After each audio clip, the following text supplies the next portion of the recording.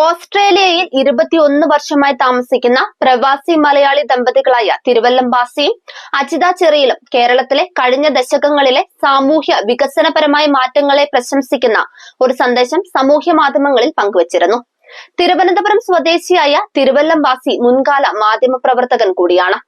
സാധാരണ പിന്നോക്ക കുടുംബത്തിൽ നിന്ന് വളർന്ന അവർക്ക് ഓസ്ട്രേലിയയിലേക്ക് കുടിയേറൽ ഒരിക്കലും പ്രതീക്ഷിച്ചിട്ടില്ലാത്ത ജീവിതാനുഭവമായിരുന്നുവെന്ന് അവർ പറയുന്നുണ്ട്.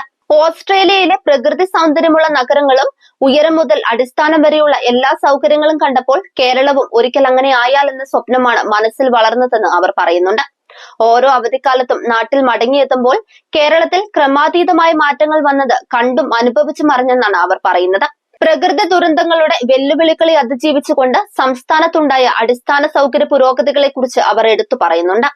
60 ലക്ഷം മനുഷ്യർ ആരുടെ മുന്നിലും കൈനീട്ടാതെ സ്വന്തം കാലിൽ നിന്ന് അഭിമാനത്തോടെ അവകാശബോധത്തോടെ സർക്കാരിൽ നിന്നും ക്ഷേമ പെൻഷൻ വാങ്ങുമ്പോൾ ഓസ്ട്രേലിയയിലെ അതേ ജീവിതം കേരളത്തിൽ പകർത്തിവെച്ചതുപോലെയാണ് അവർക്ക് അനുഭവപ്പെട്ടത് എന്നാണ് പറയുന്നത്. ഓസ്ട്രേലിയ എന്ന മഹാരാജ്യത്ത് ജനസംഖ്യയുടെ 24% പേർ വിവിധ ക്ഷേമ പെൻഷനുകൾ വാങ്ങുന്നത് പോലെയാണ് കേരളത്തിലും എന്ന് കാണുമ്പോൾ ഇതിനപ്പുറം സന്തോഷം മറ്റൊന്നുമില്ലെന്നാണ് അവർ പറയുന്നത്. അപ്പോഴും ഓർക്കേണ്ട കാര്യം കേരളം ഒരു സമ്പന്ന രാജ്യമല്ല, ഇന്ത്യയിലെ ഒരു ചെറിയ സംസ്ഥാനമാണ് എന്നതാണ്. എന്നിട്ടും ഇത്തരത്തിലുള്ള ക്ഷേമ നടപടികൾ നടപ്പാക്കിയത് ജനപക്ഷ സർക്കാരിന്റെ ഇടപെടലിലൂടെ മാത്രമാണെന്നാണ് കുറിപ്പിൽ പറയുന്നത്. കേരളത്തിൽ 5 ലക്ഷം വീടുകൾ ഭവനരഹിതർക്കായി പണിതു നൽകിയതും അതിദാരിദ്ര്യം കുറയ്ക്കാൻ കൈക്കൊണ്ട നടപടികളും ഓസ്ട്രേലിയയിലെ സമാന സാമൂഹ്യ സംരക്ഷണ പദ്ധതികളെ ഓർമ്മിപ്പിക്കുന്നതാണെന്നും അവർ പറയുന്നുണ്ട്.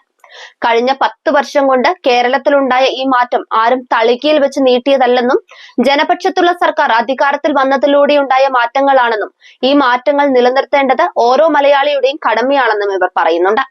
കേരളത്തിലെ പുരോഗതി നിലനിർത്താൻ വരാനിരിക്കുന്ന പഞ്ചായത്ത് മുനിസിപ്പൽ തെരഞ്ഞെടുപ്പിൽ ഇടതുപക്ഷ ജനാധിപത്യ മുന്നണി സ്ഥാനാർത്ഥികളെ പിന്തുണയ്ക്കണമെന്ന അഭ്യർത്ഥനയോടെയാണ് ദമ്പതികൾ കുറിപ്പ് അവസാനിപ്പിക്കുന്നത്.